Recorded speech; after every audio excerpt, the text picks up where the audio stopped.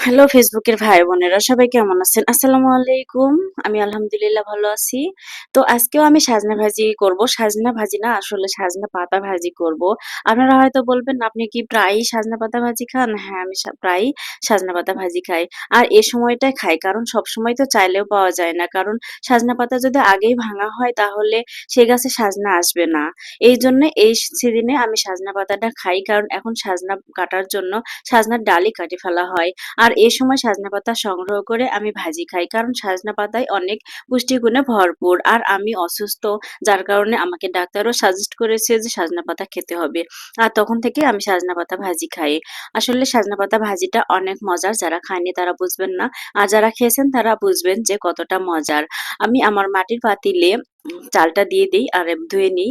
আর মাটির পাতিল ব্যবহার করা আমার অনেক শখের ছিল, অনেক ইচ্ছা ছিল। যার কারণে আমি আপনাদের ভাইয়াকে বলি আর আমাকে কিছু মাটির বাসন আর মাটির পাতিল এনে দেয়। আর এই মাটির পাতিলেই আমি আজ থেকে রান্না শুরু করি। এই ১ম আমি মাটির পাতিলে রান্না করলাম।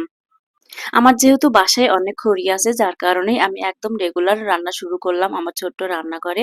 আর আমার এই ছোট্ট রান্নাঘরটা আপনাদের কাছে কেমন লাগে অবশ্যই কমেন্ট করে জানাবেন। আর আজকে ছিল প্রচন্ড রোদ, রোদে আমি রান্না করছিলাম। যদিও বাতাস ছিল রোদটা গায়ে লাগেনি। আর এদিকে দেখেন ভাতটা প্রায় হয়ে গেছে। আমি দেখছিলাম যে চালটা ফুটেছে কিনা। কারণ আমি সবসময় রাইস কুকারে রান্না করি। আর পাতিলে কতটুক পানি দিতে হয় চালে এটা আসলে বুঝতে পারছিলাম না। যার কারণে একটু বেশি পরিমাণে পানি দেই। আর দেখতেই থাকি বারবার যে চালটা ফুটেছে কিনা।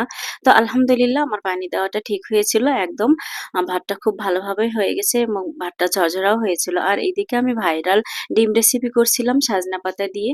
এই সাজনা পাতা দিয়ে ডিম রেসিপি করলে নাকি মিলিয়ন, মিলিয়ন ভিউ হয়। তো দেখি আমারও হয় কিনা। আর দুঃখের কপালে কি মিলিয়ন ভিউ হবে? হবে না।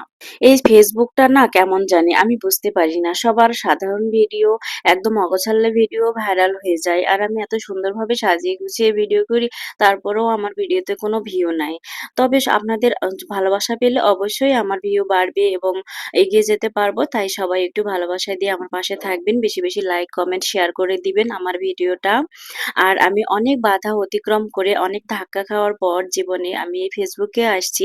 আর কেউই শখে কখনোই ফেসবুকে আসে না। তাই দয়া করে সবাই আমার পাশে থাকবেন। আমার ভিডিওগুলো বেশি, বেশি দেখবেন যাতে আমি আমার স্বপ্ন পূরণ করতে পারি এখান থেকে। আর আমার এই রান্না করা ভিডিওগুলো আপনাদের কাছে ভালো লাগে না কোন ধরনের ভিডিও ভালো লাগে? এটা আপনাদের কাছে প্রশ্ন থাকলেও অবশ্যই কমেন্ট করে যাবেন। আজ অনেক বছর পর মাটির পাতিলে রান্না খাবো। আসলে ভাবতেই অনেক ভালো লাগছে। আমি যখন ছোট ছিলাম তখন আমার মাকে দেখেছি মাটির পাতিলে রান্না করতো। আর একটা মাটির পাতিল অনেকদিন যাবৎ ব্যবহার করতো। আর এই ১ম আমি মাটির পাতিলে রান্না করছি। আর মাটির পাতিলের ভাতটা যেন অন্যরকম একটা স্মেল আসিচ্ছে। জানি না খেতে কতটা ভালো লাগবে। আর এদিকে আমার সজনে পাতা ভাজিটাও হয়ে গেছে। তো ভিডিও আজকের মতো এ পর্যন্ত। সবাই ভালো থাকবেন। আল্লাহ হাফেজ।